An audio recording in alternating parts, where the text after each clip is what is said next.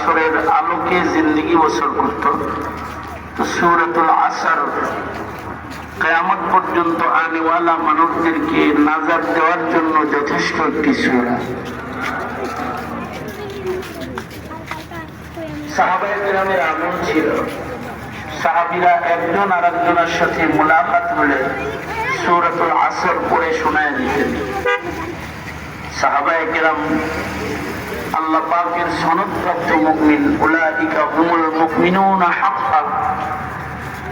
ওনাদের একটি আমলের সাথে আজকে আপনাদের সাথে মুলাকাতের আমলটা মিলানোর জন্য সূরাতুল আসর তিলাওয়াত করেছি। খুব সংক্ষেপে কিছু কথা। কোরআনে কারীম পুরাটাই আল্লাহ পাকের কালাম, আল্লাহ পাকের কথা। কোরআন দিয়ে আল্লাহ তাআলা কিয়ামত পর্যন্ত মানুষের সাথে কথা বলবেন।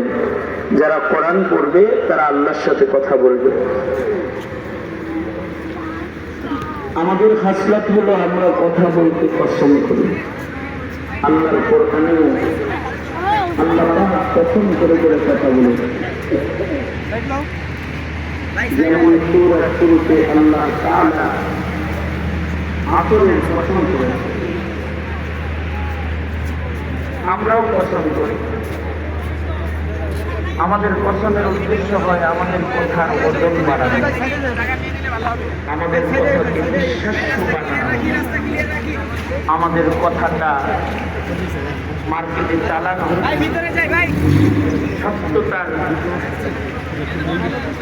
পর্যায়ে নিতে আমরা কখনো কখনো কসম করে কথার ওজন বাড়াই। কেউ যদি কসম করে কোনো কথা বলে তখন সে কথাটা বিশ্বাস্য কথায় পরিণত হয়। অর্থাৎ কসম মানুষের কথার ওজন বৃদ্ধি করে। আল্লাহ পাক কোরআনে কারীমে কসম করেছেন, কিন্তু আল্লাহ পাক আল্লাহর কথাকে বিশ্বাস্য বানাইতে অথবা ওজন বাড়াইতে কসম করেন নাই। আল্লাহর কথা সব বিশ্বাস্য, এটা কসম করে বিশ্বাস করানোর দরকার নেই। ওমান আসদাকু মিনাল্লাহি কিলা, আল্লাহর চেয়ে সত্য বলনে ওয়ালা তো আর আসরের কসম।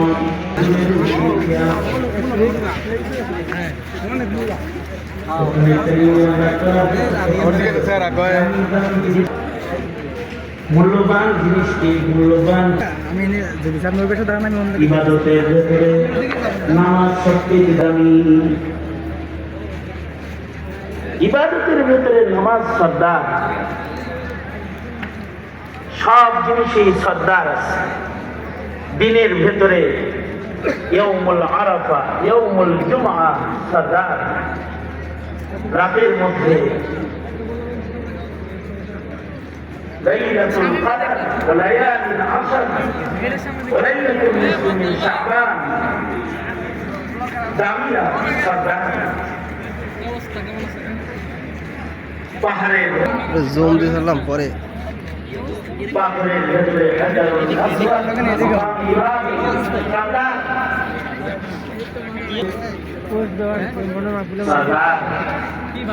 মসজিদের ভেতরে ইমাম না হাওলা মসজিদুন নবী সাদা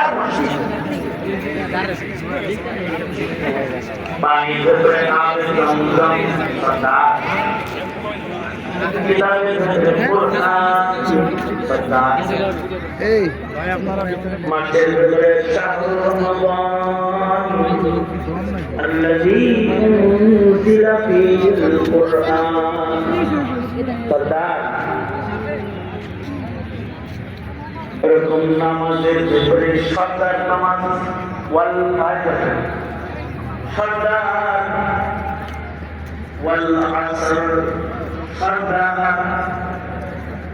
দামি নামাজের নাম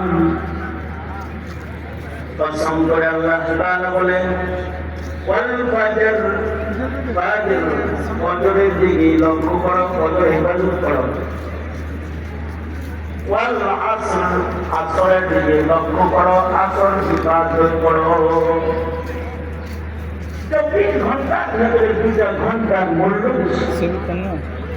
ছবি তো নেন ভিডিও।